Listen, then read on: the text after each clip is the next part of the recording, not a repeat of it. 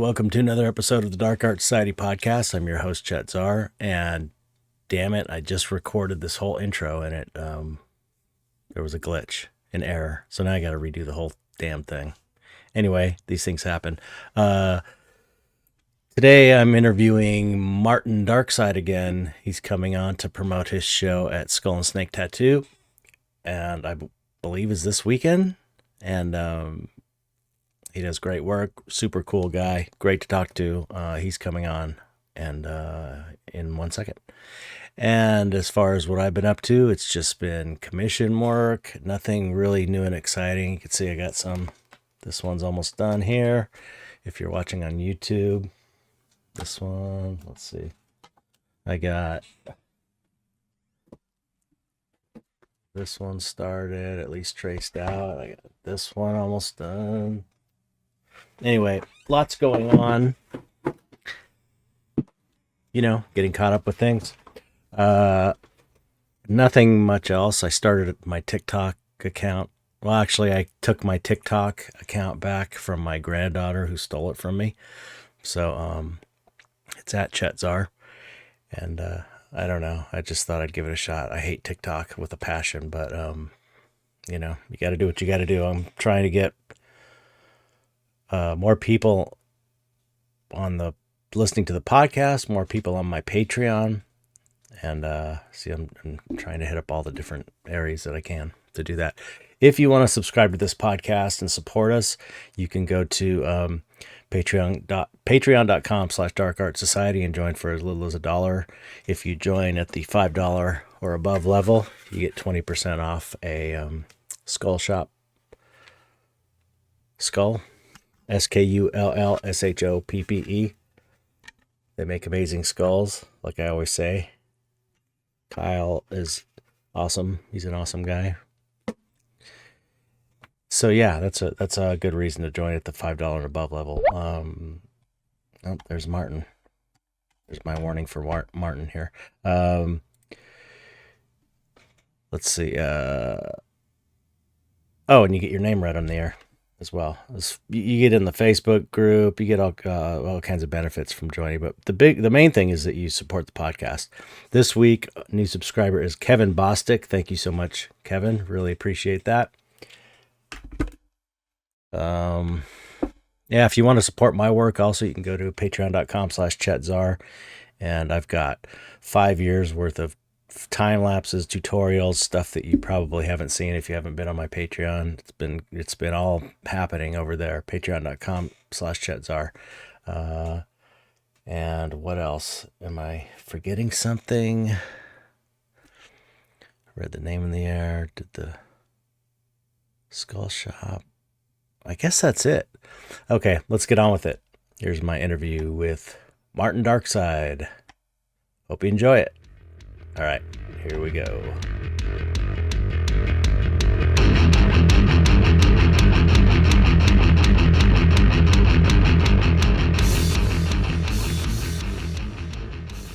One. What's up, Martin? How you doing, Chet? Put you on the spot. Thanks for having me back up. Put you on the spot absolutely. with no prep. No prep, straight in. It feels like that. It's been like that. I only landed last night, so. Oh, how long's the flight? It was probably all in total maybe 7 hours. Because I had to go from England to Ireland, and then from Ireland to Boston. Oh, wow. There was a few delays, but it was a long day. I set off traveling at 8 o'clock UK time yesterday morning. Okay. To get to the airport, so I had to get trains and everything to the airport and stuff. So yeah, it was a really long day. You got to put your life on hold when you do something like completely traveling across to another country. Yeah. It was things. I was like the night before. I said, right, I'm going to go to bed early, get a good night's sleep, so I'm prepped, ready to go. And then you couldn't sleep. 2.5 hours. Yeah, I couldn't sleep. I got about 2.5 hours sleep, and then I woke up. I think it was maybe 1:30, 2 o'clock in the morning. I was like, yeah, I'm not going to go back to sleep. And I think I fell back to sleep for a little bit, but it was like one of those broken sleeps. So I was just like drifting in and out. And then I was like, yeah, I'm just going to stay awake now. And then you So, you finally go, and you're just exhausted when you're in the airport. Once I got on the plane, I passed out within 15 minutes. I think we took off, and then I was out clean. I completely missed the meal and everything on the plane. I didn't get anything to eat or anything, so it was like the whole flight, nothing. I just sat there and I was like, "Yeah, I'm just gonna go back to bed. I'm just gonna curl up in the chair and just go to sleep." Yeah, that's the best though. That's the best way to fly. Yeah, got through it, and then we went like once we landed, we went for something to eat, and then as soon as we got back to Dan's place, I crashed completely out. But then I woke up again at like 2 o'clock in the morning. Yeah, you're all jet lagged and screwed up. All jet lagged, and I couldn't sleep, so I was like stood in his garden having a cigarette, and it was just like, yeah, I've got to get some rest. We've got a busy day ahead of us. Man, so do you? So what's the name of the show? What you're having a show this weekend? Is it Saturday? Yeah, this Saturday. Yeah, Skull and Snake. Oh, this is let me say the date. I forgot to say the date in the intro because I always forget to say the date. Right now it's the 16th of May, 2023. Your show is on the 20th. 20th of May, this Saturday. 20th of May. Yeah. That's the opening. And 6 till 10 o'clock. Okay, cool. It's Skull and Snake Tattoo Art Gallery. And so what's the show called? It's called Ritual. Oh, cool. I've been kind of digging into a lot of, since the last show that I did in October, I've been kind of looking more deeply into like kind of like ritual practices, be it from like, can say like witchcraft all the way to Nordic, Germanic rituals, cool. and, like sort of all sort of things like that. So with this show, I've kind of been taking little themes and things from there and then building my own sort of sets and props like I do in my photographs to be able to do the paintings. So everything that I'm putting in the painting's got a meaning to it to make the whole piece. So it's not just a prop just for the sake of a prop. It's everything's got a meaning that leans towards what that ritual practice is. That is so cool. So, are the titles of the paintings like? They're all ritual practices. Yeah. Oh, cool. Like I said, they're all based in either like either Wiccan or like Eastern European witchcraft. Some of it's like kind of like the American side of witchcraft, or some of the is from Germanic ritual practices, some Eastern European stuff, some Nordic and Viking ritual practices. So it's not all like just like magic and ritual in that sort of sense. It's kind of more of a cultural, traditional practices as well that have been going on for generations, and it's been really interesting. And from doing the research for all that, I've dug into like all these ritual practices and ritual rites and all this stuff. And I must have 50 or 60 other ritual rites and practices. And I'm like, I want to do a piece for at least every single one of these. So I've probably got enough titles and stuff to do enough pieces for the next 2-3 years. Wow. Yeah. It's such a great idea for a show, especially for what you're doing, which these still lives. It's perfect. Yeah. Because a ritual generally, most rituals have kind of like some kind of altar involved or some sort of like setup of objects and arranged a certain way. It's kind of perfect. Yeah, it works out really well. Some of the pieces that I've done for this one are all kind of based on kind of like feasts as well, like, summer solstice feasts or the winter solstice and stuff like that. So it works really well because I can find objects and, food and stuff that would be right into those practices at those times of years as well, and then put it all into a still life, so it tells that story. In piece. So it's really interesting to like kind of really dig into that side of it, and I just want to keep doing it. I can imagine that could go on for a lifetime. Really, it could do, yeah. It really could, because it's so interesting. And the more I look into it, the more I want to do. And it's like that's another practice, another ritual rite, or I want to do that one because it's so interesting. What's the deal with ritual? It's like it's this common thread throughout all of humanity. It's like every every culture has, I guess I'm thinking of, spiritual rituals, but everything's kind of a ritual. Well, everything is. It's like even in modern day, we're still practicing in modern day rituals from 1,000 years ago, 2,000. So we're still practicing those rituals now. They might be done slightly differently. Like Christmas has always been a ritual practice. Going back to old pagan and Germanic, and then it's still the same thing. It just looks different, right? But the way I'm approaching it is I want to go back to more a traditional sort of view of those practices. Right.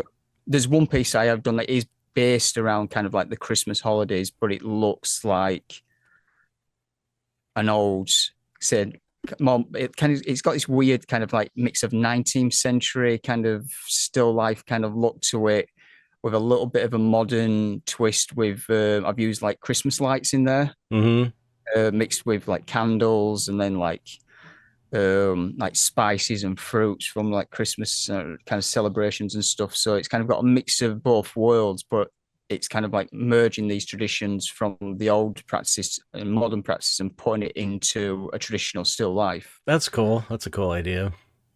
But yeah, paint and one thing I thought about for the last, I don't know, 10 years or something is what a ritual practice painting is too in itself. It's so ritualistic. If you think about it, it's like there is the easel or wherever you paint, which is kind of like this altar, and it's like you get in this meditative state while you're doing it. Your mind is clear. You have to concentrate and focus your energy on it. I mean, it's totally a ritual, and it's really like a magical ritual, I think. You're creating this thing. Yeah. Even setting the palette up, mixing your colors, that's totally ritual practice itself. People put music on, put incense on, put candles. Sometimes you get to set the mood. It's like fully a ritual, not even like a little. It's not even like kind of a ritual. It's like it's a full ritual. I would do. Yeah. It's very cool. Yeah. I think that. I got to reread that Mission of Art from Alex Gray. Alex Gray, did you ever read that book, The Mission of Art? I haven't read it. No, I've heard it being mentioned a few times. You got to read it, man. Everybody has to read that book. It's so amazing. I think I'm gonna when I get back, I'm gonna dig into it. I've got for the last, literally since I got back in from the last show when I was here in October, I haven't stopped working. Oh, really? I think I took maybe a week off. Just to kind of like decompress for everything that went on, and then I jumped straight back into it. Wow, that's crazy. It's a lot of work. Yeah, it was a lot of work. I got like 17 brand new pieces done for the show. Killer. What a crazy way to make a living. It's like, okay, I'm going to spend. How many months were you painting for this? 6 months. I'm going to spend 6 months painting these paintings for a show, and hopefully some of them sell. It's like, what other job is like this? I mean, it's crazy. Yeah. It's crazy. Yeah. Especially when you've got no other income coming in. It's literally relying on that work to sell. Yeah. It's insane. It is insane, but it's kind of been crazy because since I've started working with Dan and the gallery, it's kind of changed my whole perspective on what work I'm doing, and it's kind of put this new life of enjoyment into it. And then the reception of the people who've been coming to the show has been amazing. And I've been, not to toot my own horn and, blow smoke up my own ass, but the work has all sold. Yeah, that's great. And that was an emotional roller coaster that was happening. And it's like, right, I've got to work even harder now because I've got to keep doing this. Yeah, right. But it takes its toll, but I'm enjoying it.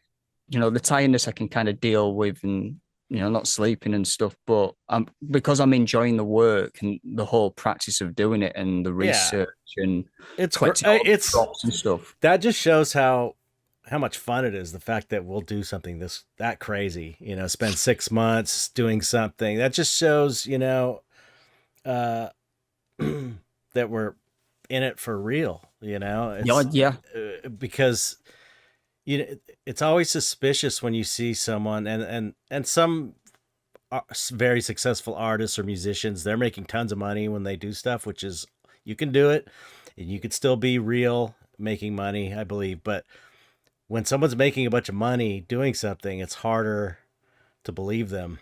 You know what I mean? Because or it's not, yeah, it's like, it's a little, if someone's doing it in the way that you're doing it, which is like hoping that they'll sell, putting it all on the line, taking 6 months off, making money to make this amazing show. I mean, that just shows that you love what you're doing. Yeah. You know, it's not like you're just getting paid tons of money along the way, and whether it sells or not, it doesn't matter. And that, if that was the case, it could be like, well, maybe he's just doing it for the money. You know? Yeah.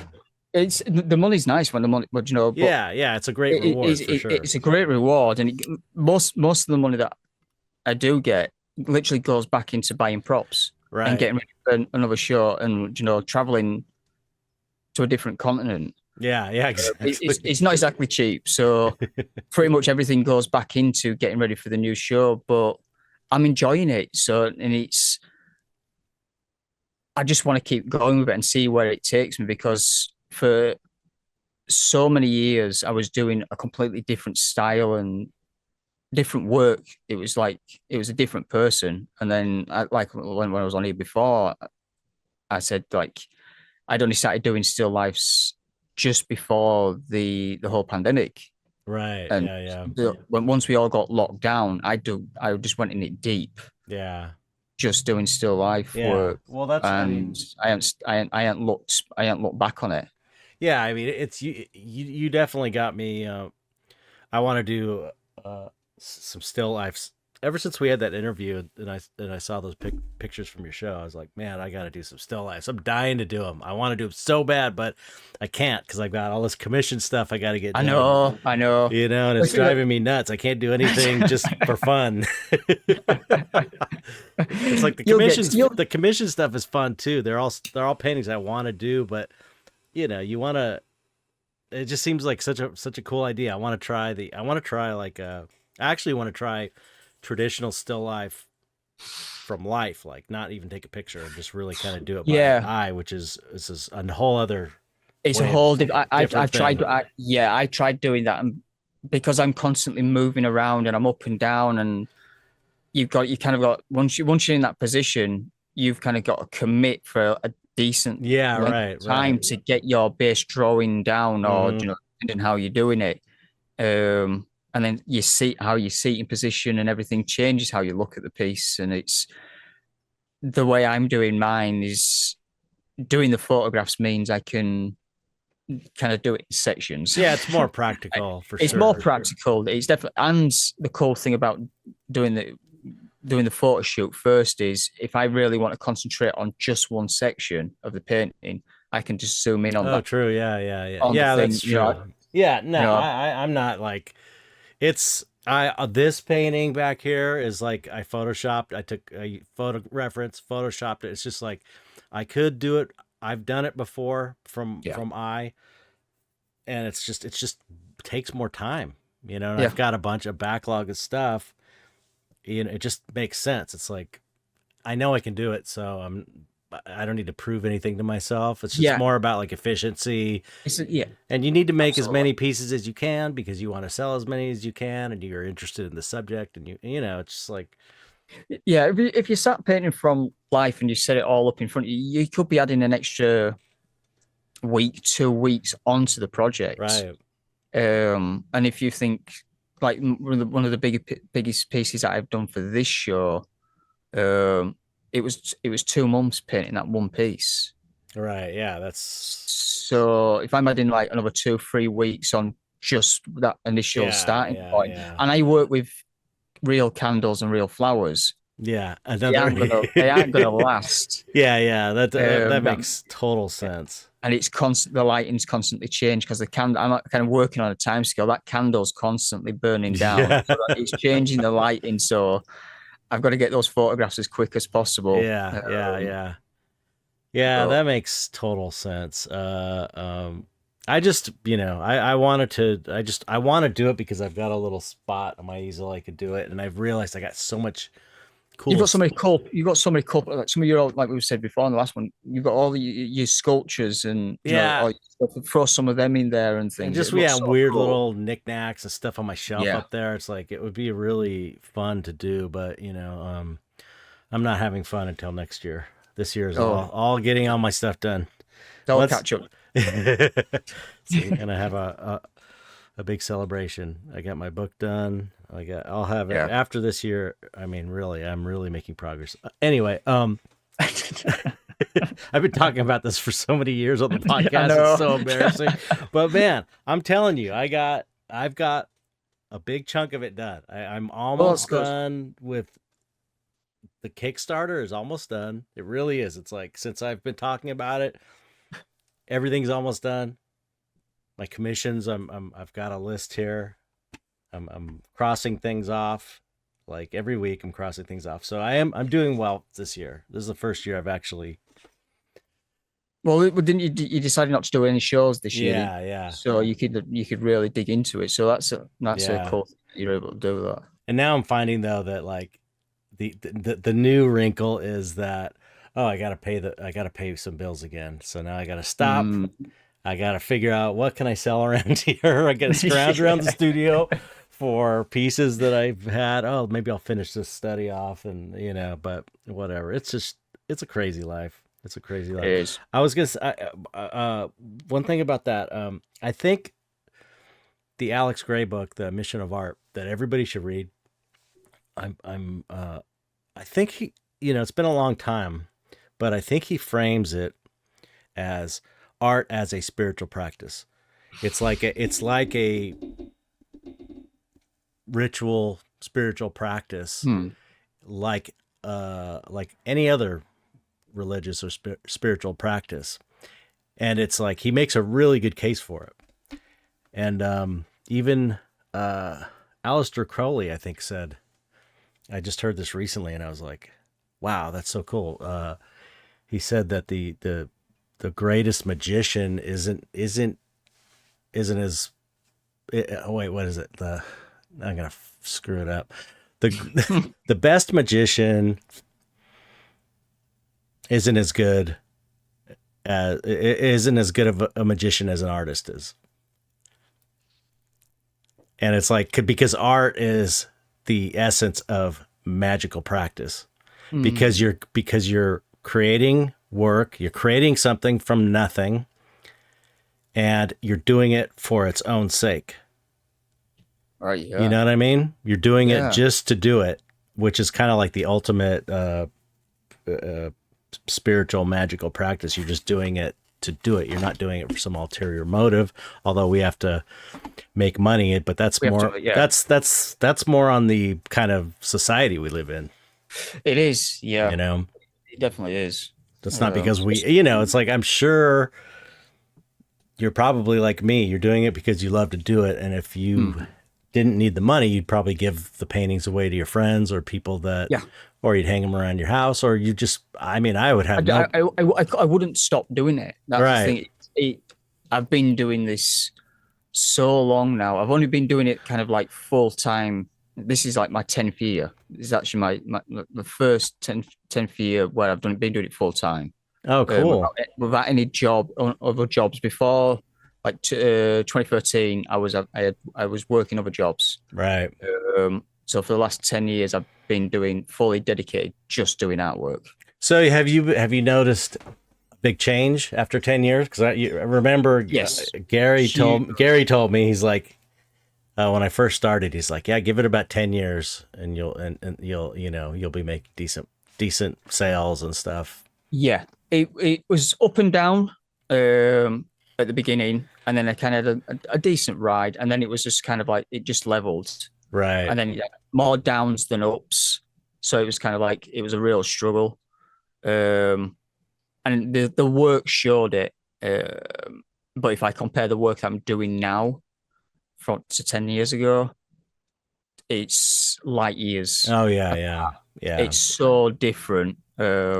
not just in subject matter, but technique, quality, everything about it is so different. And that was another thing about going into lockdown. I literally I didn't do anything but paint. Yeah. I just sat in front of the easel and painted every single day. Yeah. So in the last 2-3 years, even a painting that I was doing like 3 years ago when I first started doing the still life is dramatically different to what I'm doing now. It changed even more. And I think that was because I was getting so into doing what I was doing. Yeah. Yeah. I just get getting deeper and deeper into it. And now this new stuff, this new series I'm doing has made me want to go even deeper. So hopefully I'm going to have it still in me, and I'm not just going to die at the easel one day. I'm just going to just like tilt over while I'm finishing a piece off, and it's like. But you know, if you think about it, you know, you've been performing this ritual every day for 10 years, and the result of the ritual has been more success in your life, more being able to do the ritual better, like the pieces you create are better and better. So it really is like, you know, the deeper meaning. I think there's this deeper underlying meaning with the show of yours where you're exploring rituals, but there's like, it's like a meta thing running under it is that you have been doing, you know, the painting being the ritual, the creating the artwork being the ritual for the artist, and how that is culminated in the show about rituals. It's very like Inception kind of, you know. Well, it's kind of like a lot of the work that I've been doing since like, especially like since last year with the last show that I did. I always try to put a little bit of myself in there, a little bit of meaning and something that's a bit personal in there. I don't have to explain it to anybody, but I know it's there. Yeah. With this show, I think that I went a little bit deeper into that. So I've put more of myself into it. Like I said, a little bit more kind of like spiritual has gone into it, you know, a lot more blood, sweat, and tears has definitely gone into it. So the passion is there for it to just to get it out there. And I want to do more of it. I just want to keep going with this. I've got this itch now already. Yeah. Like literally the morning when I was flying, I was already doing research and stuff for the next lot of work. I was looking for new props because I couldn't sleep. So I was like, I might as well start working for the next lot of work. Yeah, that's when you know you're onto something. I think as an artist is when you find that thing that just won't leave you alone. It won't, you know, you have to keep researching it. That's the thing we chase. And, you know, it's hard to find that. It's hard to find a thing that grabs you like that. It's almost like that's like kind of I think the main, as artists, it's like the main thing you're trying to do is find your own voice and find the thing that grabs you that you want to paint all the time. Yeah. You know? Yeah. I do feel with the work that I'm doing now, even though I'm still kind of taking a lot of influences from traditional still life work, I think this, what I'm doing now, I finally found my voice after doing artwork for 35 years since I was a kid, all the way up to this point. You know, I'm 40. I turned 42 this week, and I finally found a real passion for it now. Yeah. And you know, it's taken a lot of work to get to this point, but totally worth it. Yeah, totally worth it. And you know, I think where that leads you, like when you as an artist, it's like we're lucky that we have this thing. We have this passion or whatever it is we have to do this thing. And I think where it leads you, when you find your voice and you find your passion, your subject matter, or whatever it is, it leads you to a greater understanding of yourself. That's kind of like, that's how you know it's the real thing in a way. If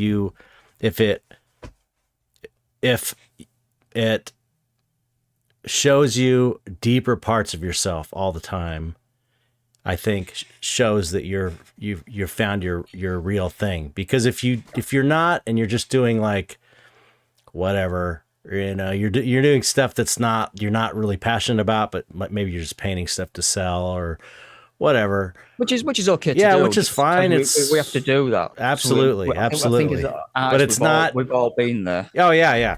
I've done it many times, and I'll continue to do it when I need to. You know, it's like this is a blue collar kind of job. I was talking to somebody about this the other day. It's like being an artist is not this like, oh, I'll do it when I when I feel inspired, and I'm not on a schedule. I just do it when I feel like it. It's not like that at all. It's like you have to work like you're a fucking mechanic. You got to you have to do it. You have to do a lot of hard working hours. It takes a toll on you. It's not easy. This idea that artists are like wimpy and overly sensitive, it's like, this is the most kind of one of the most blue collar kind of jobs there is, really, or it's up there with many blue collar working class type of jobs, because it's like physical work, long hours. You got to concentrate. You got to, you can't just, it's not for, you have to take criticism for things that you are like putting yourself into. There's a lot of like difficulty involved. So it's just a total bullshit that it's not, it's hard work. I think that's things. It's like you say. I think a lot of people say it's when I was first kind of starting out, it was like, oh, I used to get comments like, oh, you're just sitting around just doodling. Yeah. It's like you have no idea. And this is like, say, like 10 years ago when I was first, really digging deep into doing it full time. And now when I'm like really deep into it, it's like I say, it can be punishing. Oh yeah, absolutely. The hours and the strain that I've put on my body just in the last 6 months is brutal. Yeah, it's absolutely brutal. And if the passion weren't there, I wouldn't do it. Yeah, exactly. Why put myself through that? I can go get a normal 9-to-5 job. Yeah. There's nothing wrong with having a normal 9-to-5 job. No. I've had many of them over the year, but there's no passion there. Yeah. And I can't go back to that thing. Yeah, once you get a taste of it, I think what happened? Netflix just decided to turn itself off in the background. The TV was off. But I'm in this now. It's like I'm all in. Yeah.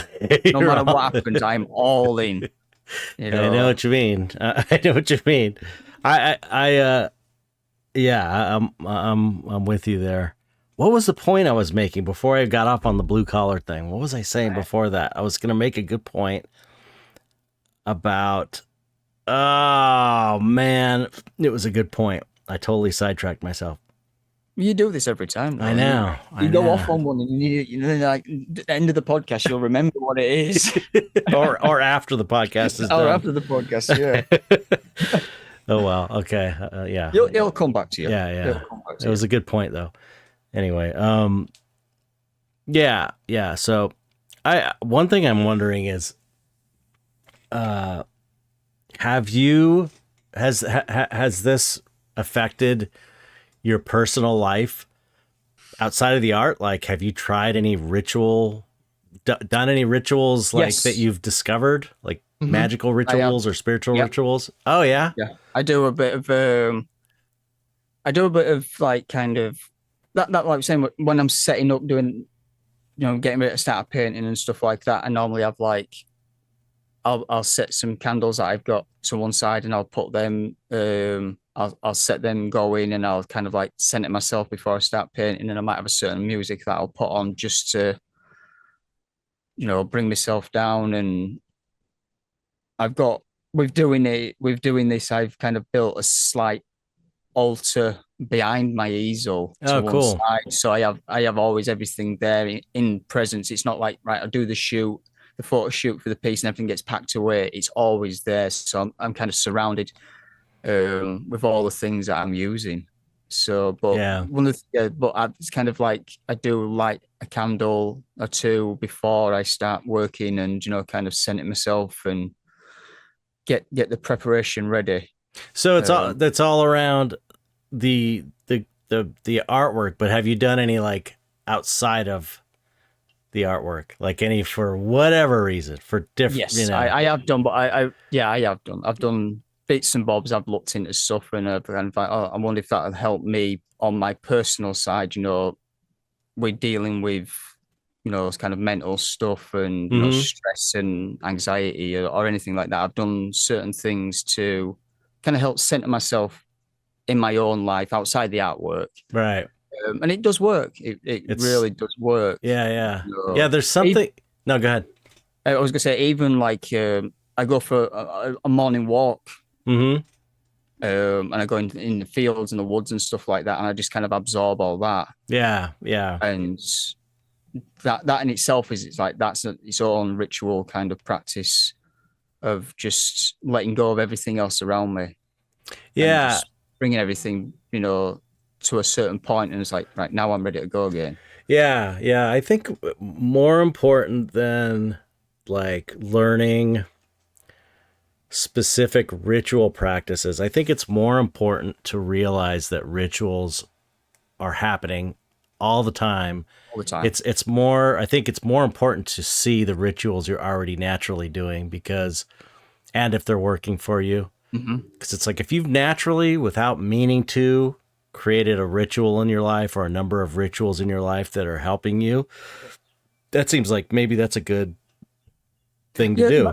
it's really good. If I it just think kind of happened naturally, you know? it's got. I think that yeah, it's definitely got to. The more naturally it happens, and I think if you are going to start doing it, I think you've got to put the right intention into it. Why are you actually doing this? Right, right, right. If you just to go start doing it and going, I want money and fame and all that stuff. You're putting the wrong intentions in. I think if you put the right intentions into what you're doing, and it's for a good reason, I do think that, and I have started to believe it more that it does come back. And it comes back to you when it's ready to come back. Mm-hmm. It might not happen straight away, Yeah, but I think the universe sometimes really does start to listen to you at some point, and it might just give you that little seed. absolutely. Um, I mean, the kind of, I think the simple idea of it takes time to manifest, or however you want to say it, for your intention to physically manifest. It takes time, because if you just put intention there and you're able to manifest something instantly, imagine all the terrible damage. It's like that would not that would not work in the real world. When you get pissed off at someone or whatever, you want to drop dead, or it's like it just as a principle, it makes sense that this it's almost like the time the time thing is like a safety valve, so you don't do something stupid. yeah, In a way that you make sure, although you can do stupid things for sure, but I don't know, it's I just, yeah, I fully believe that reality is like alive and responds to what you put your focus on. I mean, yeah, how many people do you know that focus on only negative things, and they're always bad things keep happening to them? I've seen this happen to so many people, to where it's like this weird self-fulfilling prophecy where mm-hmm. bad things happen, they're just constantly complaining, and then bad things keep happening, and it's like kind of a nightmare hell situation. Yeah. It can be like, yeah, it definitely. I've had people in and around my life where it's been like that, and And you can't do sometimes anything. you can't do it. Sometimes you can help people, and sometimes you can't. You kind of got to take it on yourself and change it. If you really want that stuff like that to change, then kind of make it change, make Yeah. it happen. I don't know. It's yeah. Do you know about the whole Grant Morrison, the Invisibles, and all that? Do you know about that whole story about that comic he did, the Invisibles? No, no, no. Oh, you should look into that because he he started. He was all into magic, chaos magic, and my understanding is he was writing this comic and he had himself as a character, like a guy that looked like him. Mm. And he kept writing things into the comic and they would start happening to him in real life, like very specific things. Like he got sick. He made the character get really sick. He ended up getting really sick, went in the hospital. He made the character, find that a girl that looked like with a certain haircut. He met this girl that looked like the character in the book, and he was saying how he kind of realized he was calling it a hypersigil, which is like sigilizing the comic book. And it was, it's, I guess, part of the reason, I'm not sure the timeline, but part of the reason he got so into magic was he was seeing this happen, which is insane. I mean, it's crazy. It's so crazy. But it's an interesting idea if you're into that sort of thing to I don't know, think about artwork in that way. Yeah. Yeah. Like, I wonder if any of these, okay, if you take certain rituals you're painting that are made to get certain results, in a way, you're kind of doing a ritual of the ritual that's made to create the result. I wonder if you will get the result in your life. I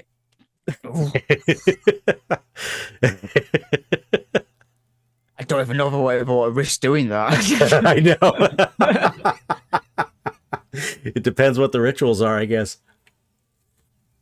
But that again, that it goes into what intention. Exactly, that's what I was gonna say. So, yeah, that's what I was gonna say is really what I might do it. I might do it then so I can get some new knees, because that's something that I really do need at the moment. Is some new knees. New knees.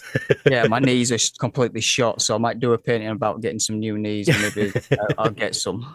The new knee ritual. A new knee ritual. I'll look into it. There's probably one out there. There'll be something out there that I can do. Yeah.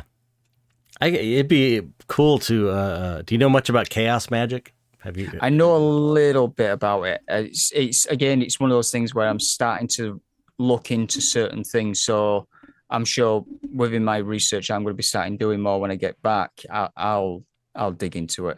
Yeah. I'll learn more about it and stuff. It's interesting because it's like the idea is that it's stripping down, traditional ceremonial magic or different types of magic are like dressed up in certain cultural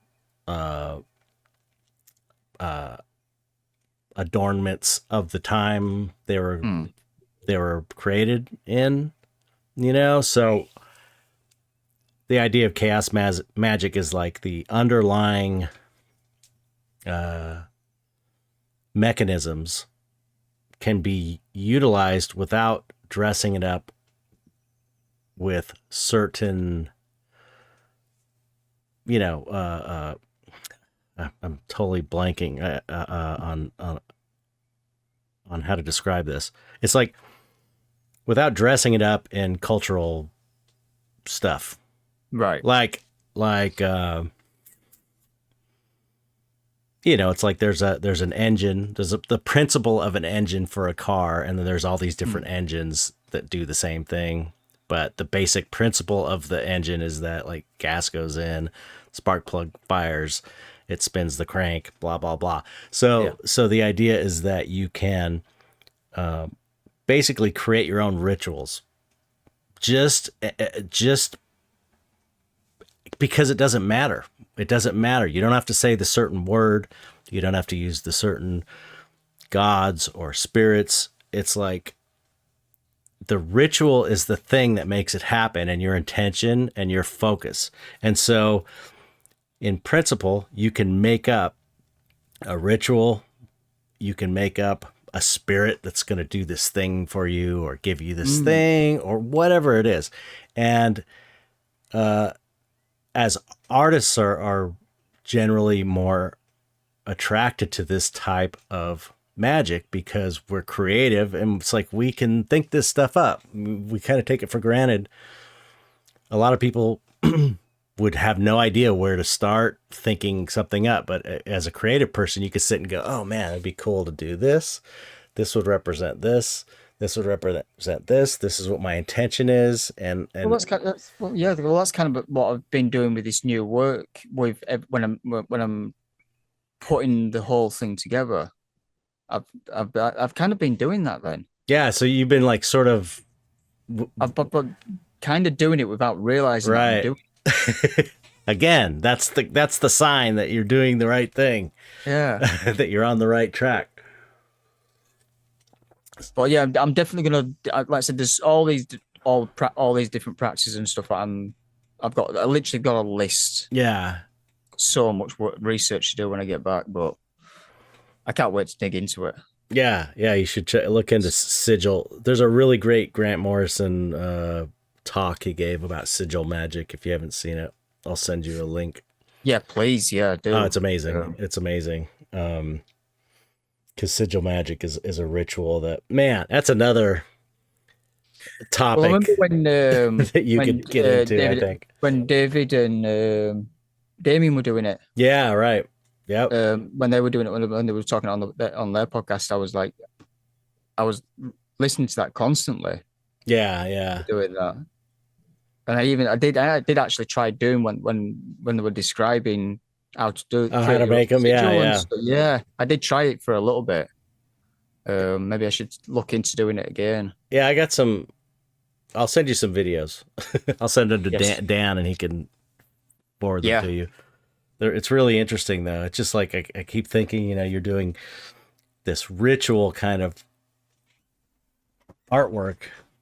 It seems like that would be a really cool thing to incorporate into the artwork. That could be cool. I don't know. It just seems like such a deep subject. Did you have any like weird things happen to you when you were painting for the show that you can think of? Any cosmic synchronicities or shadow people coming and visiting you, or I don't know. My dreams were funky. They were really? Yeah. What were they like? More vivid or just weird? Very vivid. That's like the clarity, and I was able to do a lot more. What's it called? When you can control the dreams. Oh, lucid dreaming. Lucid dreaming. Wow. Yeah. In the past sort of year, more in the last 6 months since I started doing this work, but yeah, in the past year, I've been able to do more lucid dreaming. This is the kind of thing that happens when you start doing magic. As you start getting more vivid dreams, you start being able to go more lucid in your dreams. So it's like you're. It's funny because you're. It's like you're doing magic with these paintings. I think. What have I got myself into? I'm going to get into trouble somewhere down the line. No, it's a good thing. It's a good thing. You're a good guy. You're not a jerk. You got you seem to have your. You know who you are. You're a decent person, and I try to be. I definitely try to be. And that's what it's the intention behind it is, where the energy goes. So if you were some terrible person, it might be a different story.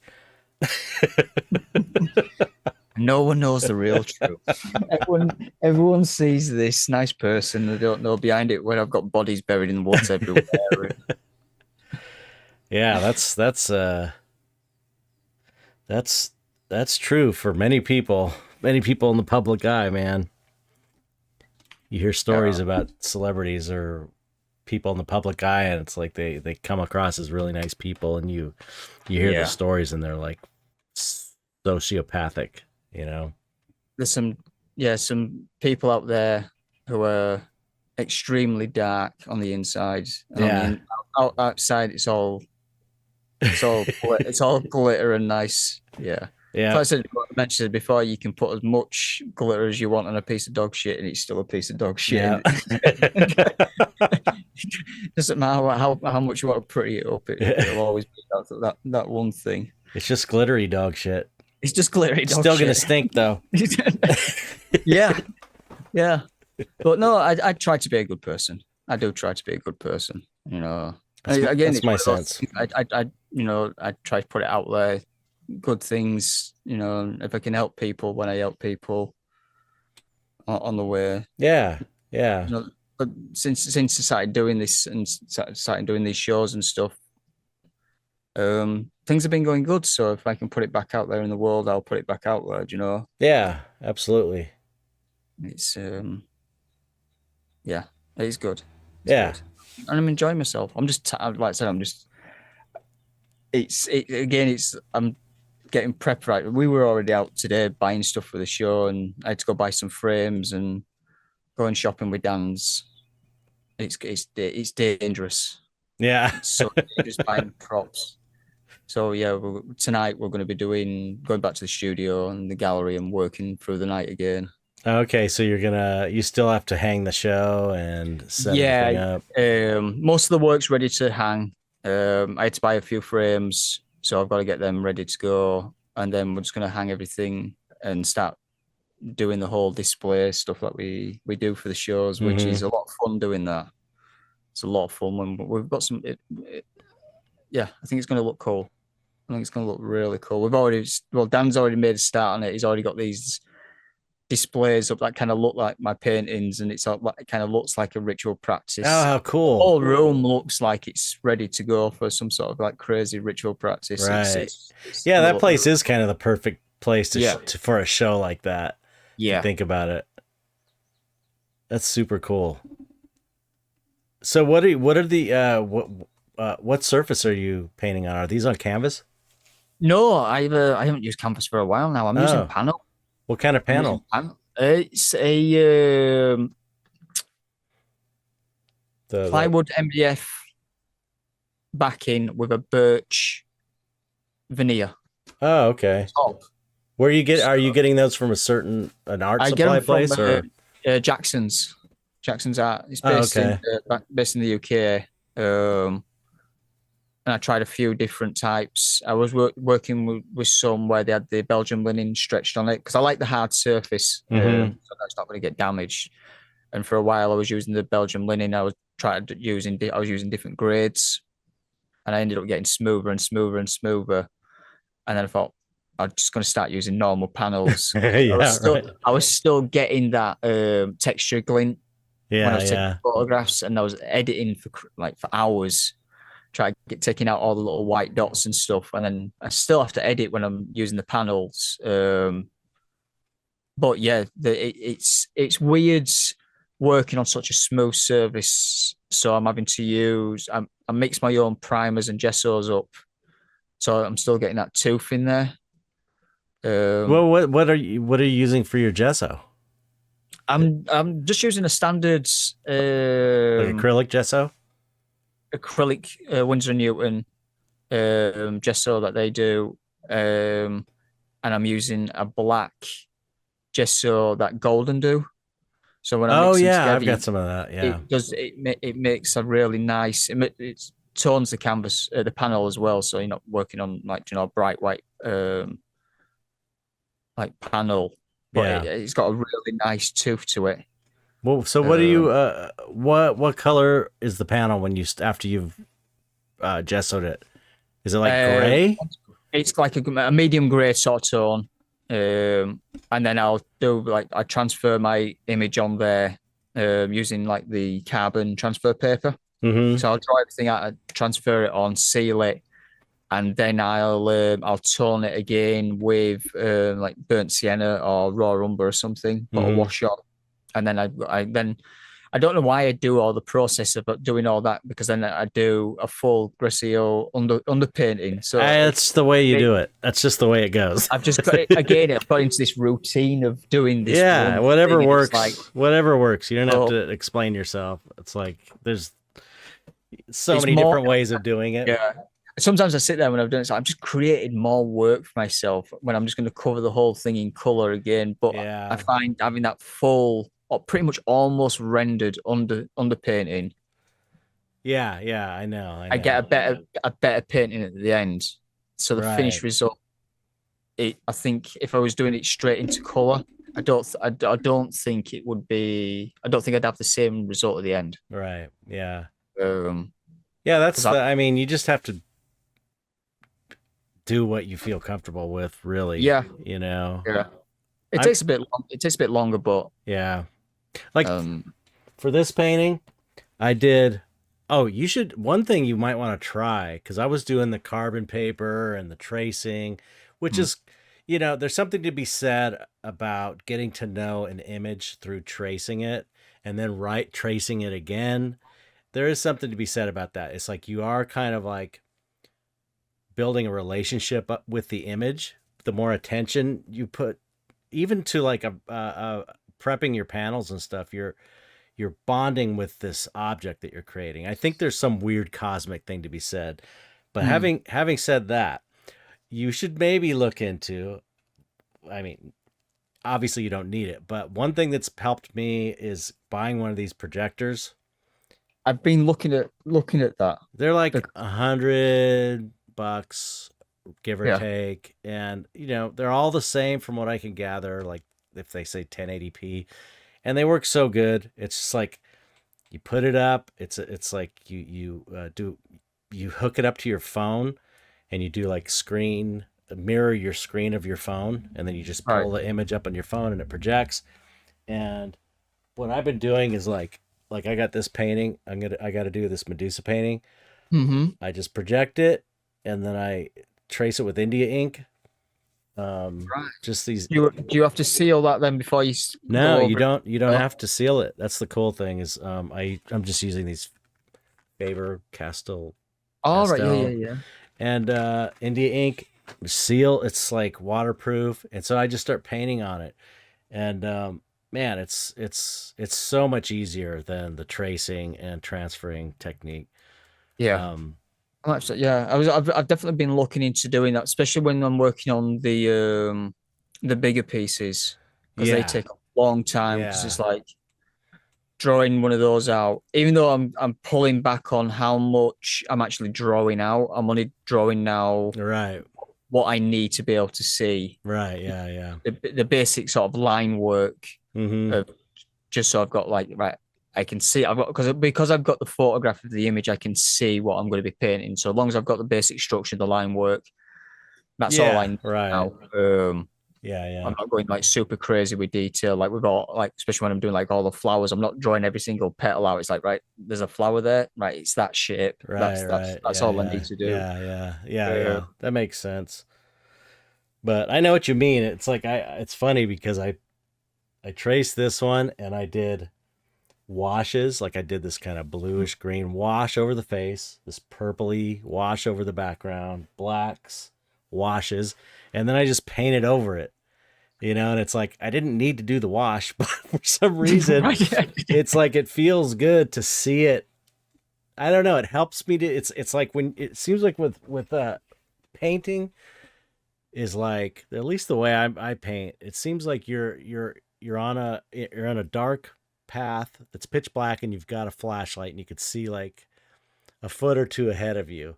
Hmm. And so it's like the process might just be helping you to get to the next part where you can The see next another part, foot or yeah, two. yeah, So yeah, it's the same with toning a canvas. It's easier to see the image against a stark white canvas. But having said that,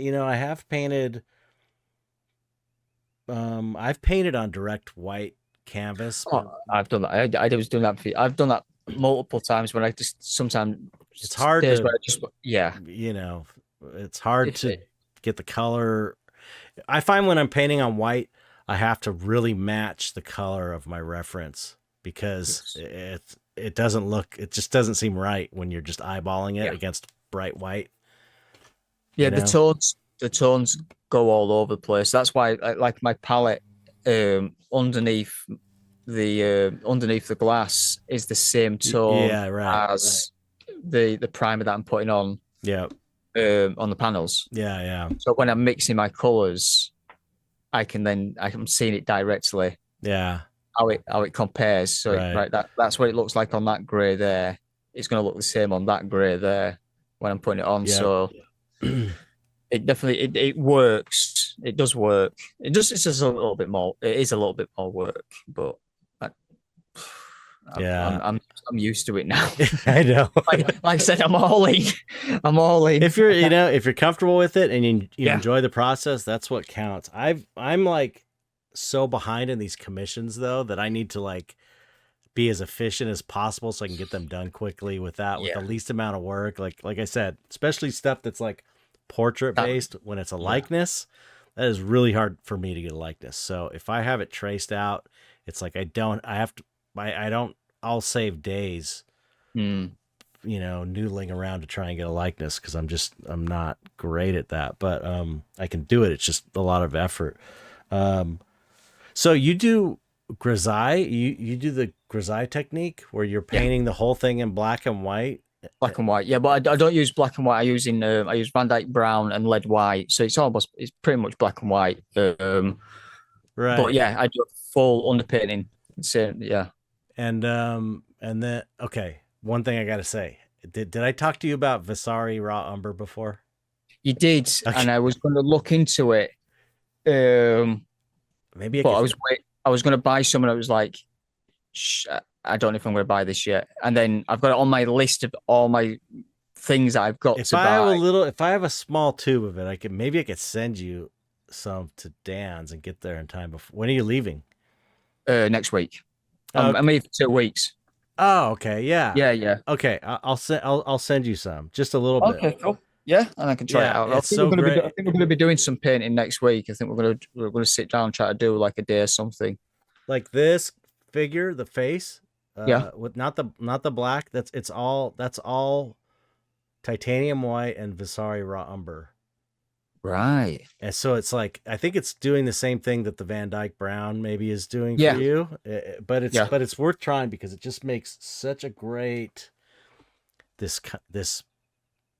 It's like a warmish gray. It's just great. Yes. I just love it. I just love it. Well, that's what the Van Dyke brown does. It's depending on how much white you put in there, then you do get it is like you said, it's like a warm gray. Yeah. It's but it's just I was so blown away by it. I'm always pushing it on all my artist friends because it's so cool.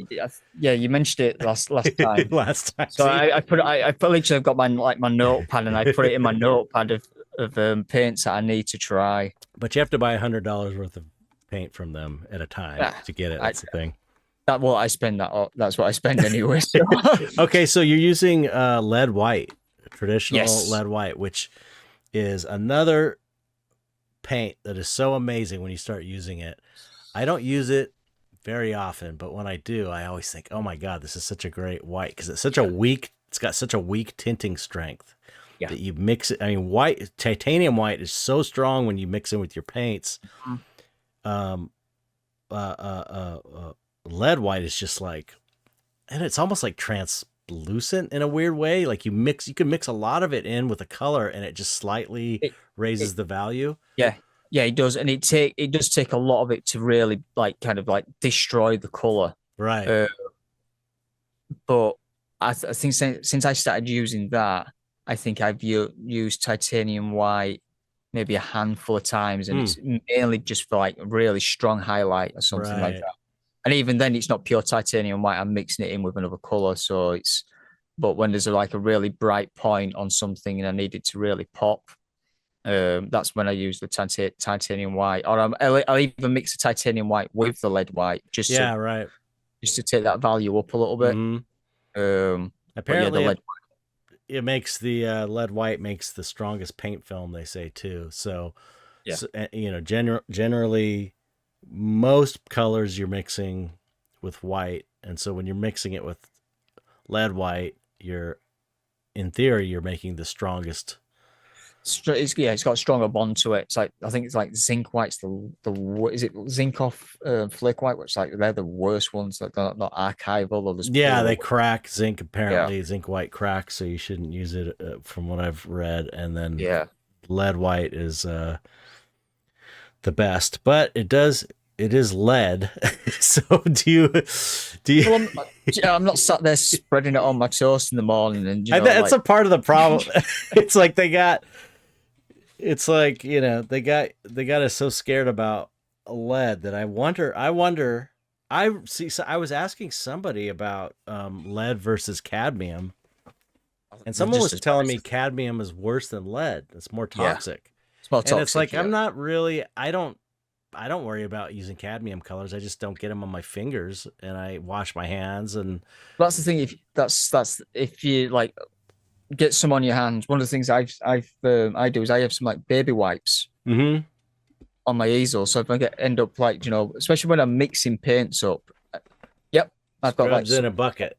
Yeah, when I'm mixing all my paints up, I always have paint on my hands by the end of it. I just baby wipes. Clean my hands, wipe my spatula down, my palette knife down. There's been the odd occasions when I've been mixing my paints and I have put the paintbrush in my mouth when I'm sat thinking. Oh, really? And I'm like, is that cadmium or is it lead? You can tell by the taste. What color have I got on it? Oh, that's a bad one. Yeah. That does happen when I've not slept much and I forget that I've actually got paint on the paintbrush.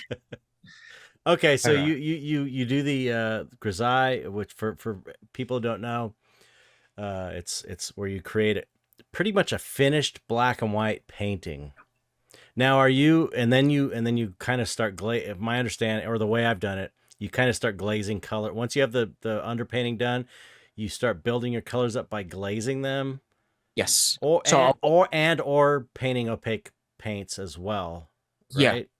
So what I'll sometimes do, depending on the light, say like when I'm doing like let's say the flame or something like that. So I'll use a very transparent, like red oxide, red oxide. That's one of my go-to things. So I'll do kind of almost like a thin glaze wash with that on there to build the flame up. Then I'll gladly, it's like that fat overlean sort of. Then I start building back up. So I use a lot of thin layers with anything's kind of transparent, and then if there's texture on it, then I'll build up with like the thicker paint on top of it, and then it kind of like builds up from there to the point of, and then any really really bright areas is left right till the end, so then it really pops out. What are you using for a medium, if any? Liquid. I am using liquid. I have no shame of saying I use liquid because I'm on a time crunch and I've got to get the shit done. It's the best, man. I love liquid. But I don't use a lot of it. I'm using 1 part liquid to 3 part paint. So it's very mimical that I'm using. Yeah. And it might take an extra half a day to dry. But yeah, because I work in kind of sections on the painting. So if I'm waiting for the background bit to dry, I can start working on something in the foreground. And you're in like a cooler, damp kind of environment too, generally? Generally, yes. So the UK is very cool, damp most of the time. But I am quite lucky that my studio / bedroom is kind of like the warmest room in the house.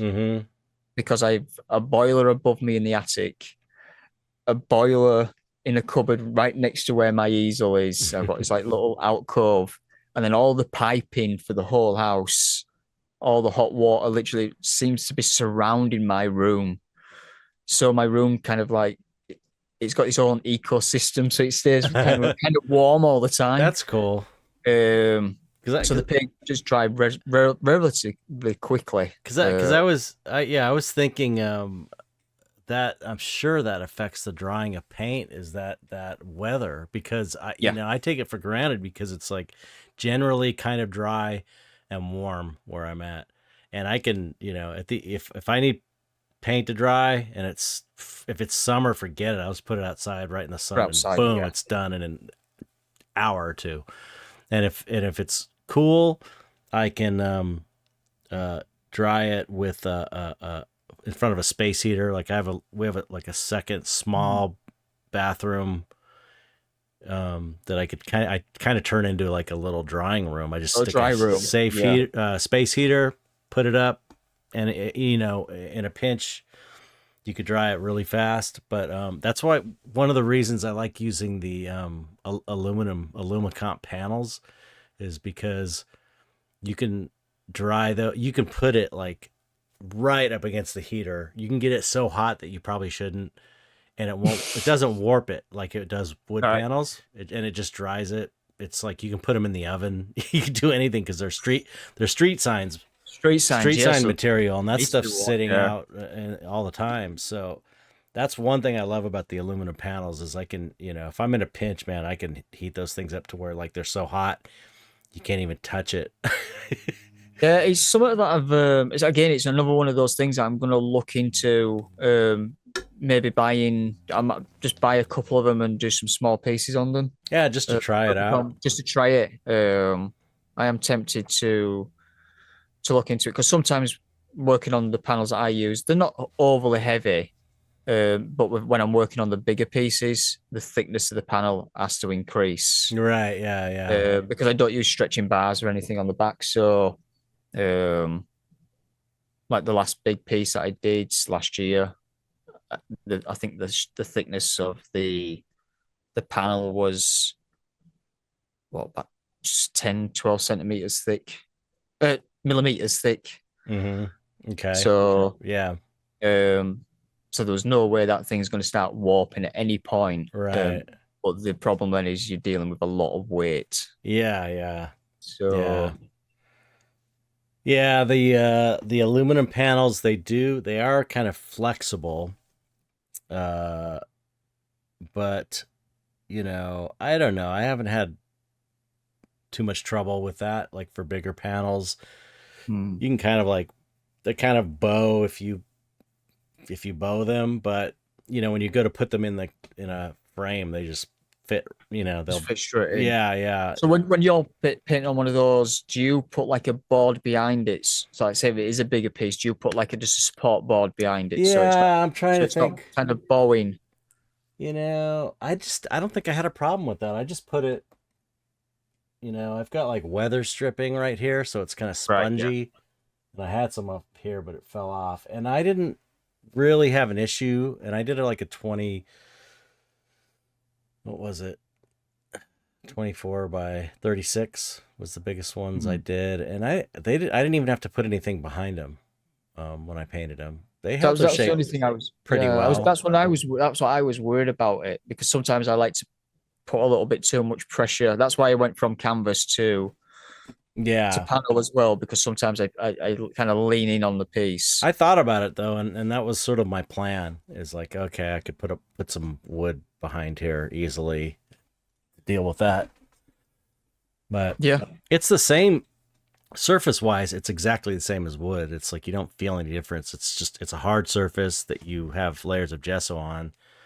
That's what I wanted to ask you too. Is what's your process for gessoing your surfaces? Like, do you do a layer and sand and a layer and sand, or do you...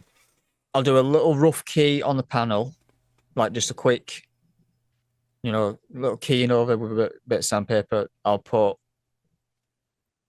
the first layer of gesso on, rub it back to it so then it's completely smoothed out, and then I'll put like another 2 or 3 coats just straight on.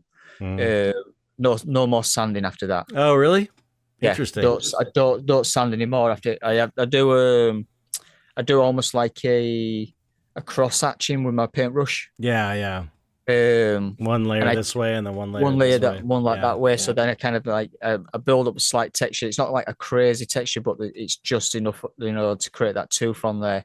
but after the first coat of gesso, I'll do that sand, and then there's no more sanding after that. Oh wow. When it's super smooth and like glass, I can't paint on it.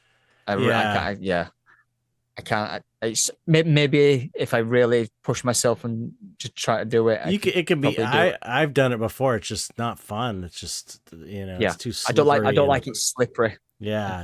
Yeah. I mean, that's like I think I got like a early on when I was kind of learning to paint. I got some clayboard panels. That was that. I forget the brand, and it was so slippery, and I just was like, I didn't know that it wasn't supposed to be that way. Because I was figuring stuff out, and it's like I made it work, but then I realized, if I would have sanded that, it probably would have been pretty good to paint on. Well, I did the same thing. I got some like clay boards, and I tried painting on it. I was like, yeah, I can't use this. Nope. I didn't even finish the painting. I gave up after about an hour of like pushing paint around. It was just all over the place. Like I can't work with this. Yeah. That's pretty terrible. I think they require sanding though. They require some work to do them. Yeah. So that's interesting to know. Okay, so you. I think my dad did that actually. I don't think he sanded his.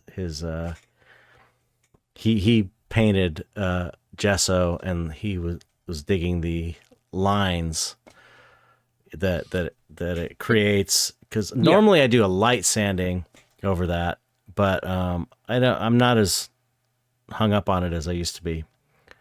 Because I don't mind a little bit of texture there. Yeah. No, I don't mind it at all. It's a lot smoother than when I was working on like the Belgian linen stuff. It's way smoother than that. But there's still enough texture there, and I don't mind the texture in certain points. If it is a little bit thicker, it kind of works with the texture of what I'm putting on there. So if I'm painting a skull, or like the horns, or like anything like that, or a candle or something, like that texture that's there adds that texture to the piece. I can normally blend it in with the with whatever I'm painting, what subject matter I'm painting. So it's not overly noticeable that there's like sometimes crazy texture on there. Right. Do you do your outer layers like super thick to where you're getting texture, or are you kind of like is your stuff more just like flat? You know that on the actual painting itself. Yeah. There's some areas where it's a little bit thicker, not massively thickness, but there's like sort of like dab texture points, right? Kind of like to kind of smooth it off, and almost like I'm feathering the edges off, so it's not like not sticking out too much. But sometimes I do work a little bit thicker in certain things, just to bring that section out just a little bit more. Yeah, I was looking at using is it oleo gel to stick in some paint up, and I was going to experiment with that for when I'm doing like the bone or like skulls and stuff, because I've seen people using it for when they're doing bones and skulls, and the texture that it creates on there. Yeah, it's really cool. I think there's a thick version of liquid impasto. Liquid impasto, yeah, that does the same thing. You can get it in like you can get it in a tube. Have you tried that? I haven't tried it yet, so again, that would be faster drying than that oleo gel. I think the oleo gel takes a while to dry. Yeah. I think liquid impasto takes back like 2-3 days to dry, I think. Okay. It'd probably dry a lot quicker for you. Yeah. But for me, it'd probably take a couple of days to dry.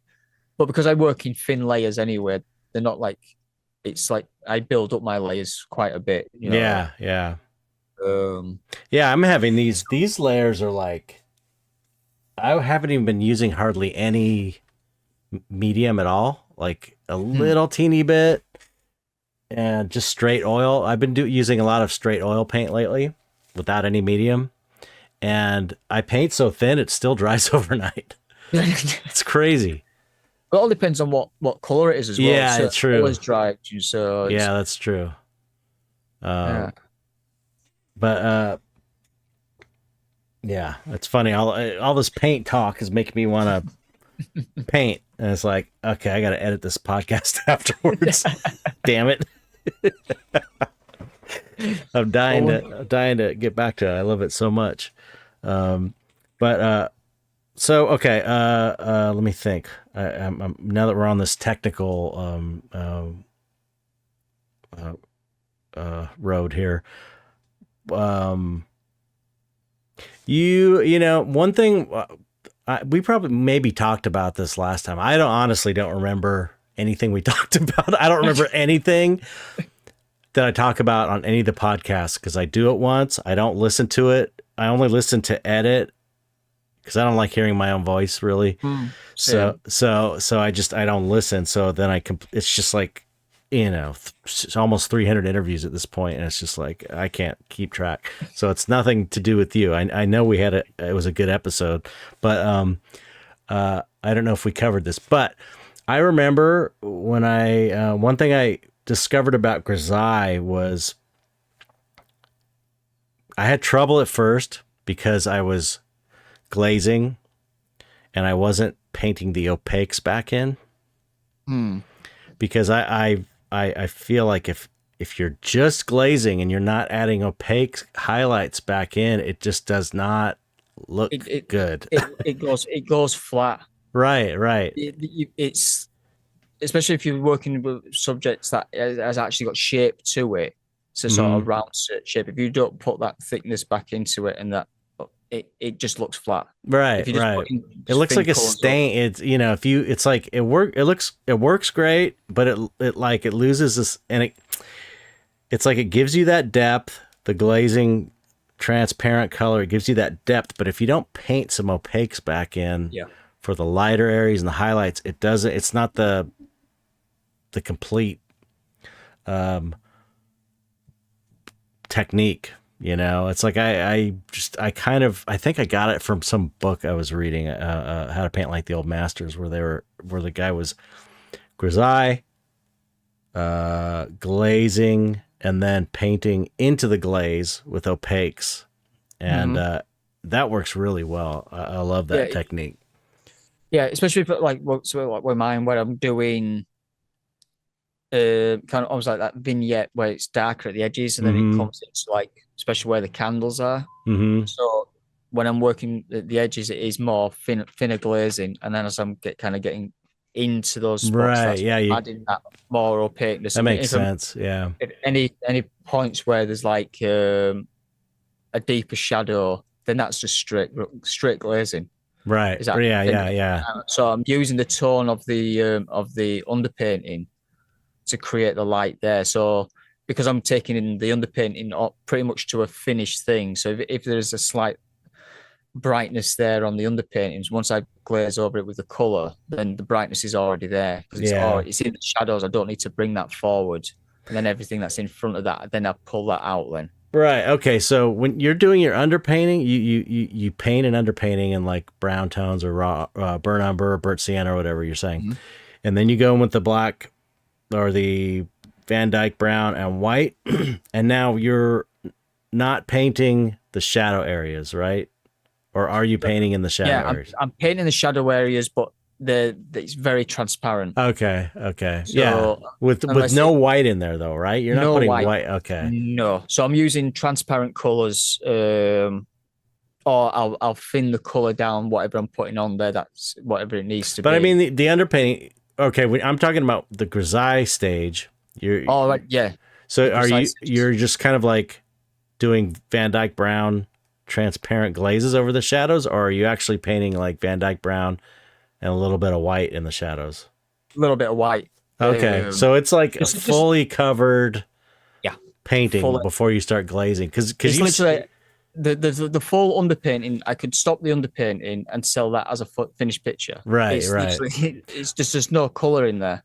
But you've seen that technique to where they leave the shadows. The shadows are not painted over with any opaques, and it's just the underpainting, like the brown underpainting showing through. Yeah, you've seen that. I've seen. Yeah, that's hard to do. Yeah, it's because it's like there's a transition between that that gray, like the darker value gray into the underpainting, and it works really well. It's not necessary because you can kind of get that by glazing your shadows over. You can kind of get that same vibe and that same feeling, but it's like, it's hard to do. I've done it a couple times and it's a bitch. It's just, again, it's one of those steps that I don't want to go into. I don't, I just I don't want to do it. I totally understand. Yeah. It's just, it's just more work. Yeah. And I know that it'll just frustrate me, and I've done it and it's frustrated me. I try not to do things now that frustrates me, because if I get into that point where something's pissed me off in the piece, I stop enjoying painting it. Yeah, right. And I don't want to get to that point.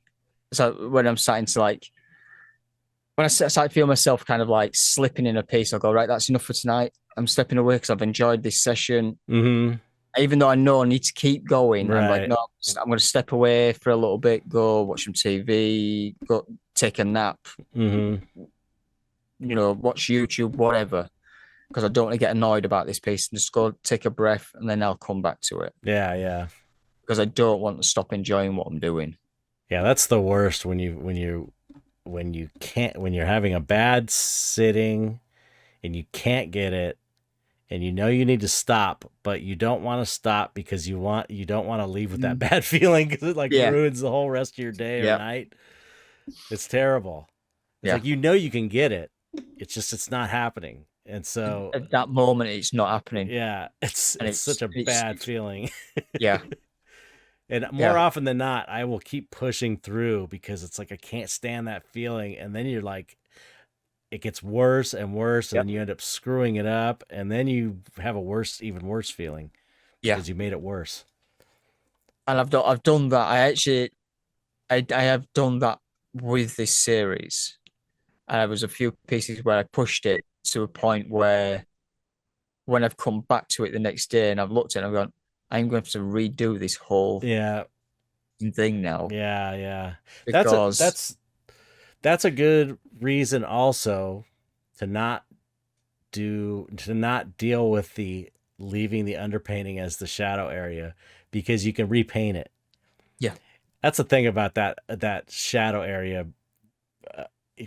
I know a lot of people probably don't have any idea what we're talking about, because it's such a weird thing, but the people that do know what we're talking about. So you can repaint things if it's all covered, right? Yeah. If you need to. Yeah. Well, that's one of the cool things about working in oils. If you mess up, let it dry, and you can paint over it. Mm-hmm. And the cool thing about glazing is, you can, if it's not happening and it hasn't dried yet, you can wipe it off.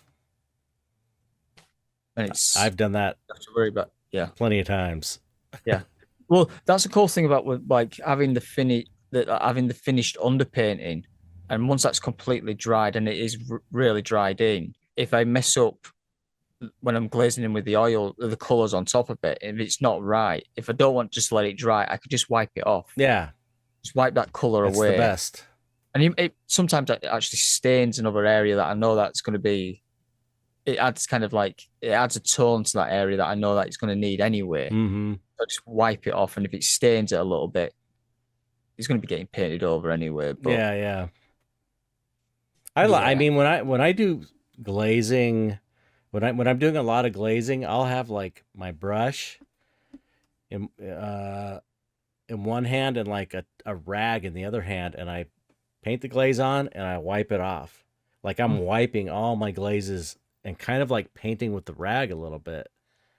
Yeah, well, I tried doing it that way, but I sometimes it went too far. So I started to use, I don't have my brushes here because I'm in a different studio, but I have really soft brushes for glazing.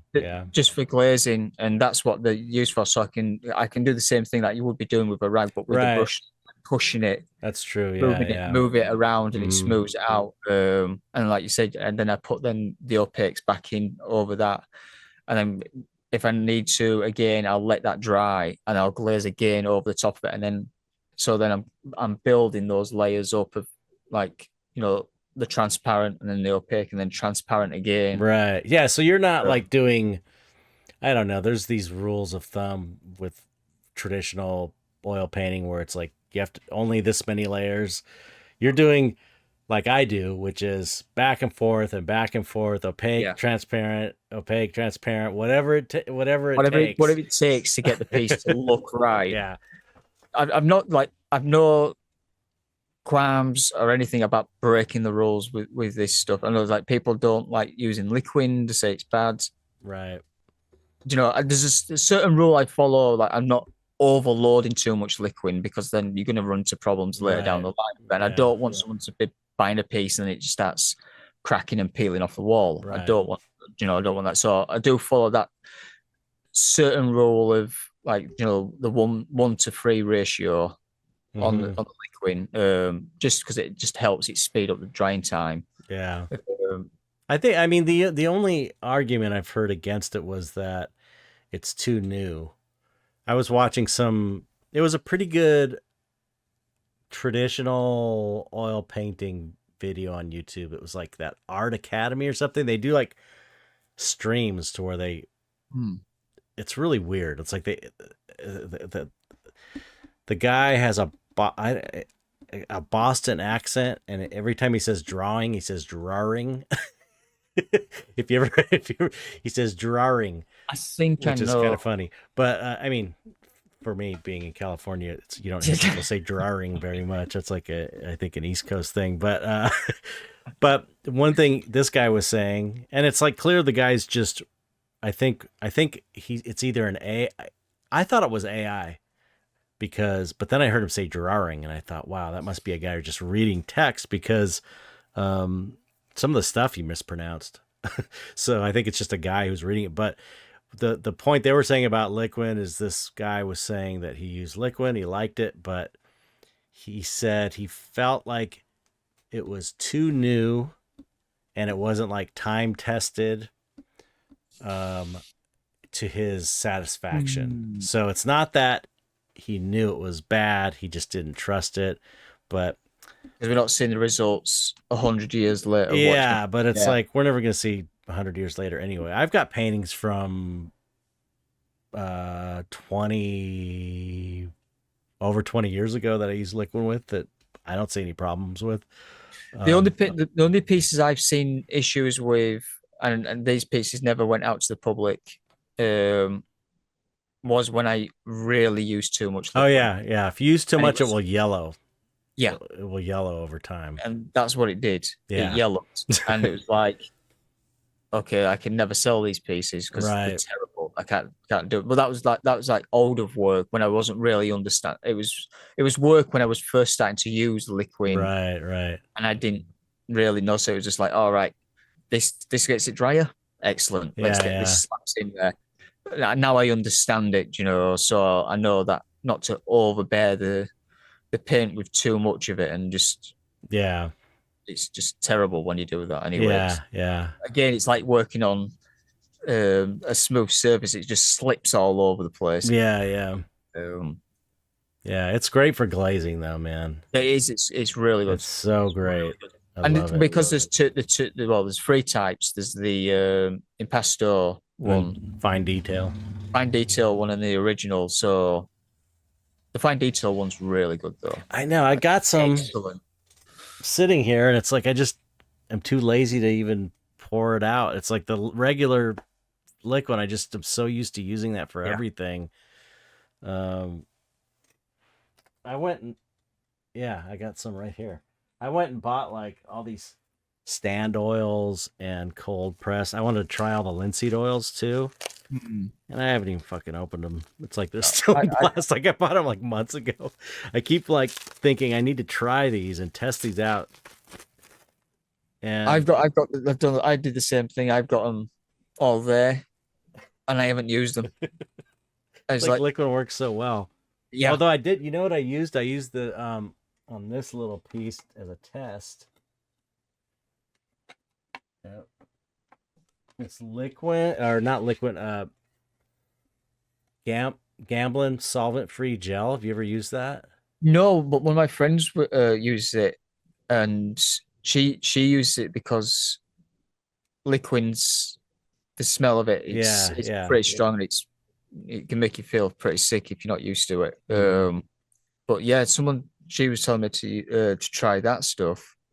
It is. So I do sometimes get headaches when I'm on a long session, and Yeah, I'm literally sat over the top of the liquid. it is nice and it feels good. It feels like liquid, but it Right. takes longer to dry. And it's like I painted this. I don't know if you can really see, but I painted it pretty thick up here. Yeah. And it's like, it's weird. It's like kind of rubbery feeling. It's really strange. Hmm. And it's not bad, but it's just different. It's got like a slight tack to it. I mean, it's worth trying, but I was surprised at how Do you long think it took that's to because dry. the paint was thicker that it's done that, and it's still not? It's kind of like not quite dry underneath. Maybe. Maybe, yeah, maybe I didn't use enough of that gel, or Hmm. I don't know, but it was I didn't like that it took that long to dry. It took way longer than liquid, like 3 times as long, but it Oof. worked pretty well.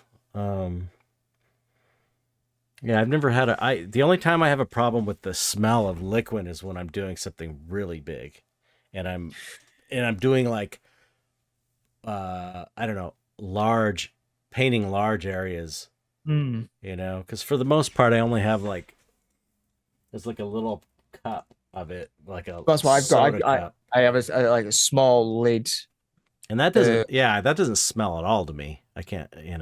yeah. The only time I can it really starts when I know it's getting to me is when I start getting a headache. But that could be like if I'm sat painting for 12 hours Right? Yeah, and yeah, I'm in a room and I have my windows open, but if I'm working through the day, I can't have the curtains open. So I've got blackout curtains. So it's kind right. of Yeah, yeah, so I'm sat there again in that warm room with liquid and it's kind of like probably cooking away in the air. And yeah. you're like me, smoking in the studio as well. So it's the combination of liquid, oil, paint, smoke. Yeah, yeah. I It's can't not the best deny it. it's not the best combination. It's really not. You might have, yeah. Especially when you're on a session and it's like one after another. Yeah, yeah, yeah, Yeah. yeah. I know. Everybody hates smoking so much, but that kind of makes me like it more, I have to admit. The rebellious side comes out. Yeah. uh, wow, yeah, yeah. I've only noticed it a few times, the fumes, when I've painted a large painting and I was doing like working on the whole thing at once, like doing lots of like liquid and uh terps mixed and kind of doing washes, The washes, yeah. and if it's like a big 20, like a 24 by, or I don't know, like a 30 by 40 painting, and it's got liquid all over it covering the whole Mhm. thing, it's like that thing fumes like crazy, and Yeah. I'll take it Well, outside. especially if you're using like the white spirit stuff, it kind of like it Yeah, gets right. there, so you're pulling it all out. Yeah. You have like, what are the sizes of the pieces you've done for the show? You said you have 17. 17. The biggest one. Oh God, how big is it? I think it's 24 by 14 is the biggest one on this for this show. I think it's about that size. Inches? Yeah, Okay. Oh, those are pretty small. 24 by 14, I 20, think it's that. like that. Might be a bit bigger actually. It might be. Okay. Yeah, it might be a bit bigger. So Yeah, yeah, for this show, it makes sense if you didn't make I didn't huge. want to go. I didn't want to go too huge with it. It's a nice, comfortable size. It's still a big Well, you got to piece, ship all that stuff over, and I've and got to ship it as it's well. also And it's harder to sell large pieces.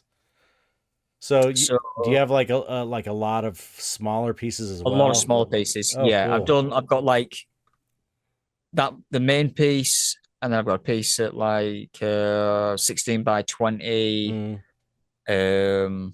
a 12 by 16 piece, and then all the others are 10 by 8s, Oh, cool. a few 6 by 8s, and then a bunch of 5 by 7s. Oh, great. Great. Yeah, So those are so much easier to sell. yeah, Smaller pieces, man. yeah. And what if I could, I would have done more bigger pieces. I would have liked to do done even some of the smaller pieces that I did. I would have liked to have done them bigger. Yeah, yeah, yeah, for sure. Um, I one time I was at Copro with Gary hanging out. I don't know what I was doing there. It's for the closing of a show, and some collector came to pick up some painting of someone else's that he bought, and Gary said this guy's been buying from him for a long time, and he said that he's just not going to be buying paintings anymore because he ran out of room. He just there's no more room to hang there's paintings in no his more house. room. Wow. So there's times when a collector might see a big ass piece and just doesn't have anywhere to put it. Yeah. You know? Yeah, I am tempted. Like the piece that I did last year was probably the biggest piece that I've done today. Um, but I do want to do at some point a big, crazy big still life, sort of like Yeah. 4 foot by 5 foot or 4 foot by 6 foot or Yep. something. Same here. And I do have some frames at home that are roughly about that size, but I'm thinking I'm gonna leave that for a few years down Yeah. the line Yeah. You could when always. I'm not shipping work over because I'll be already well, the plan is to be moving over here in the next few years. So I won't have to ship it. Right. Yeah. Yeah. I can just paint it in the studio here and it's already at the gallery. Right. Right. You're So planning on that's moving to the States? yeah, Oh, cool. in a couple of years, that's the plan. Oh, Once nice. I've got to build this thing up a little bit more. Yeah. Keep doing the shows. Is there just not enough of an art scene in the There's no UK? art scene. No, So there's real. weird. It's like I haven't sold a piece of work in the UK for oh 6, 7 years. It's like it's so weird because the Europe has so much darkness in its history that you'd think they'd be into Yeah, dark art. yeah. What's the It's deal? I cannot yeah. figure it out. There's no dark art galleries in the UK, and it's not.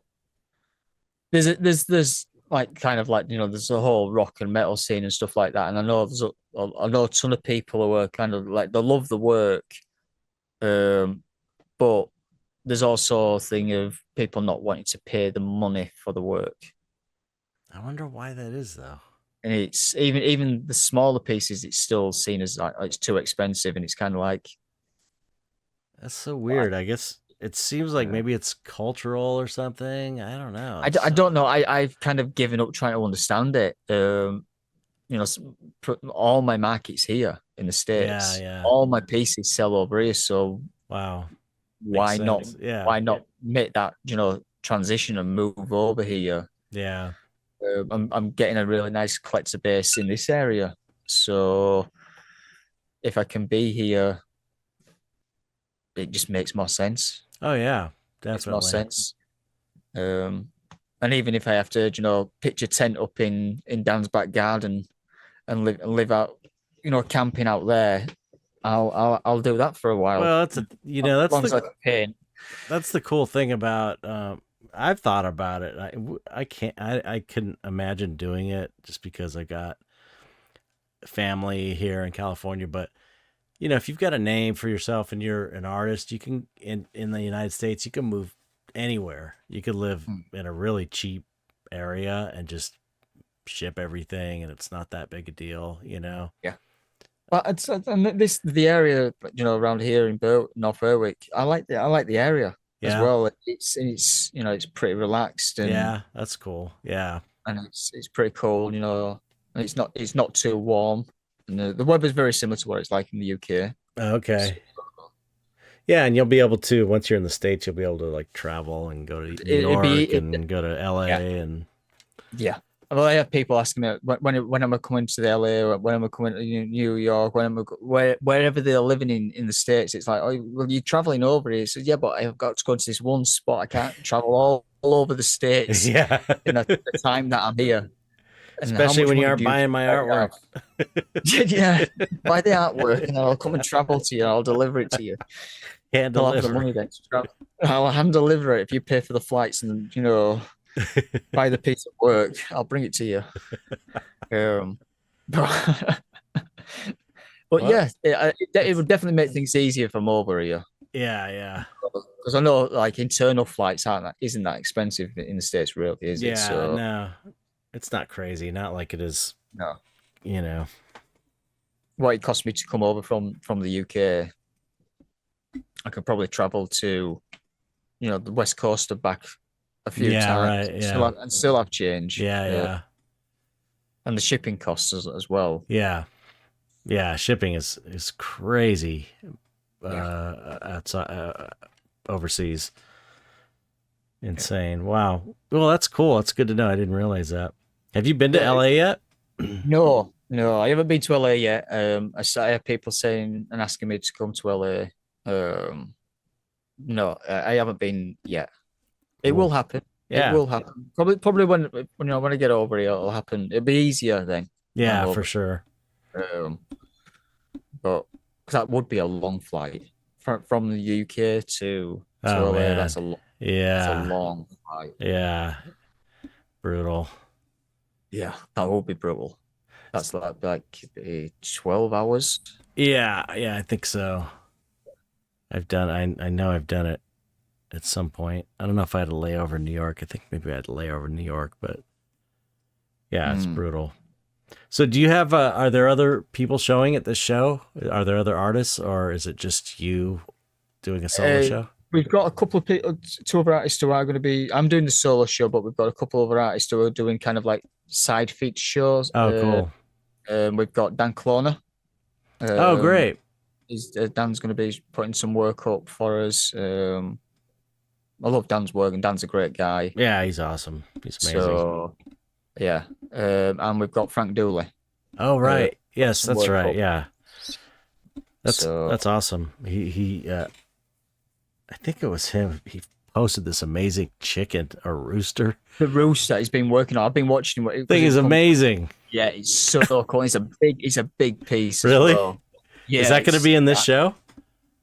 He was going to try to get it in the show, but he didn't get it finished in time. Okay. And I was like, oh, man. But I think we're going to go meet him this week. Oh, cool.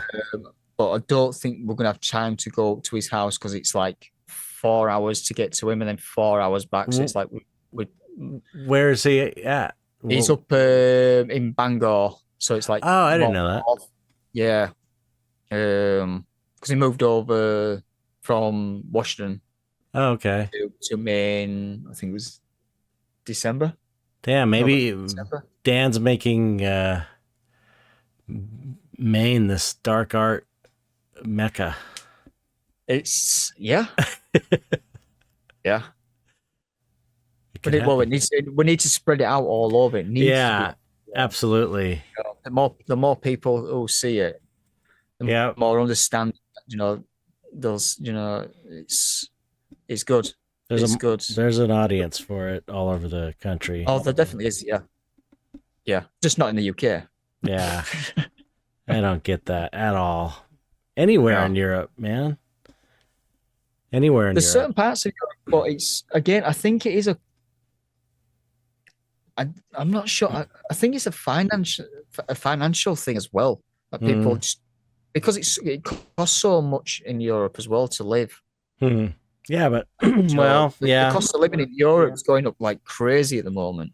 Yeah, like, it's here really though. bad. It's expensive at least in California for sure. It's ridiculous in New York and stuff, but I don't know. Yeah. I don't know. Yeah, in Mexico, Dos Diablos is telling me how dark art is like totally unpopular in Mexico, which is crazy. Oh, Well, I wonder if that is a cultural thing, though. Yeah, he said it. He said it's like a religious thing.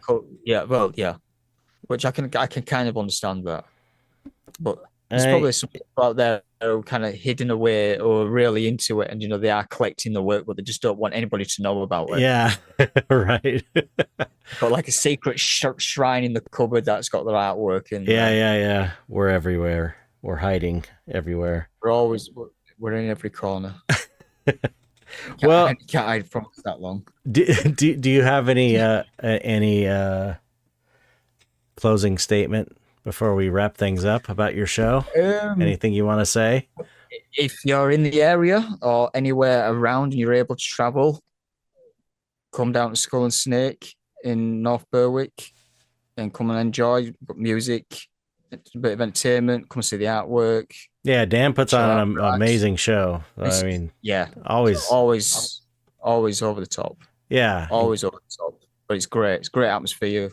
Yeah, it's amazing. Yeah, it looks all the pictures I've seen always look like he really he's putting on like these top level shows. Yeah, in this small town in Maine. It's pretty amazing. It is pretty crazy. It is really crazy. Yeah, it's a fun experience. Yeah, everyone I talk to has a great time too. Comes over and setting the show up. Dan's awesome. Yes, he is. Well, even though he looks completely different now. Yeah, I know. That was crazy. He shaved his beard, and I was like, it was Dan's voice coming out of some other guy's mouth. Well, I didn't even hear his voice when I met him yesterday at the airport. I recognized the car. I threw my bags in, and I jumped in, and I was like, who is this? I didn't even recognize him.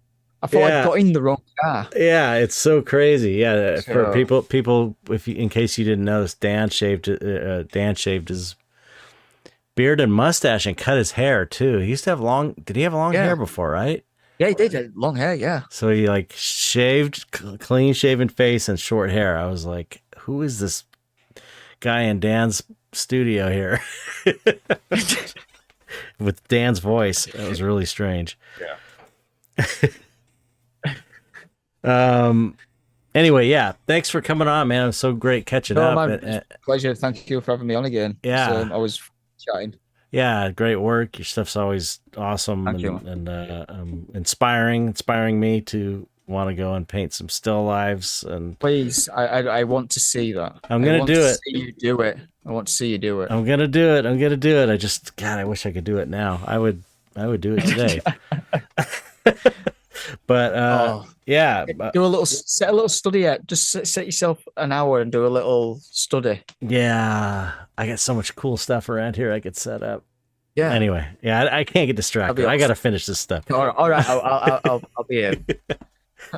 But good luck on the show. I have a feeling it's going to do really well. That's this Saturday. Skull and Snake tattoo, and so don't hang up, but just to say goodbye to the audience like we normally do. Goodbye, everybody. Goodbye.